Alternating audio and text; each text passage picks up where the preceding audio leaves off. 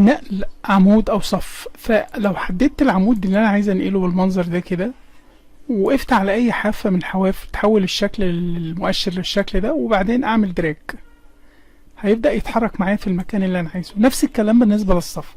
لو انا علمت الصف هعمل كنترول، لو انا علمت الصف او اكتر او اي مجموعة كده، وقفت على حافة المجموعة دي وبعدين عملت موف كده، دراج يعني بالماوس، هيتنقلوا المجموعة دي، تتنقل من المنطقة دي للمنطقة دي. يبقى ده بطريقة بسيطة نقل عمود او صف.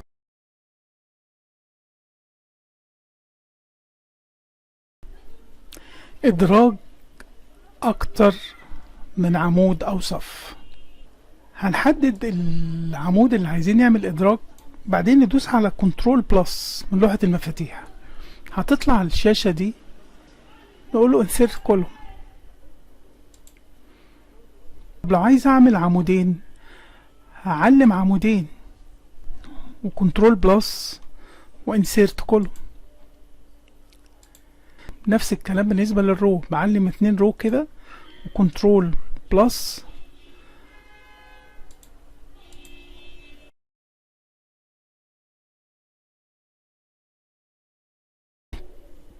حذف اكتر من عمود او صف.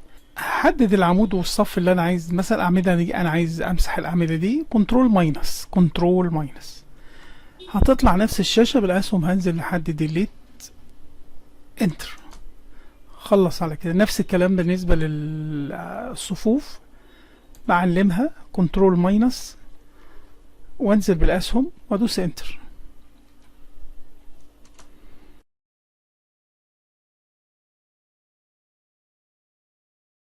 شريط الحالة او الستيتس بار انا اقدر استفيد منه ازاي؟ لو انا علمت مجموعة خلايا زي اللي انا علمتها دي، ابص الاقي في احصائيات ظهرت عليه، ده شريط الحالة، ظهر لي الافريج بتاع الارقام دي ايه، والرقم ده، والكاونت عددهم كام، والنوميريكال كاونت، والمينيمم والماكسيمم، وكل حاجة، ومجموعهم من غير ما اعمل اي حاجة.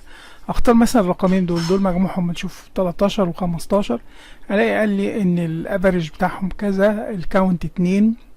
واقدر لو وقفت وعملت رايت كليك كده، يظهر لي كل الاوبشن اللي هي موجوده بتاعته. يعني نقدر نشوف الاوبشن، حتى النتائج بتاعه الستيتس بار ظاهره هنا، الافريج والكاونت وممكن اعلم مجموعه تاني كده ومجموعه تالت، وانا مثبت ايدي على كنترول اختار اللي انا عايزه، ابص الاقي الاحصائيات بتاعتهم طلعت تحت في الستيتس بار او شريط الحاله.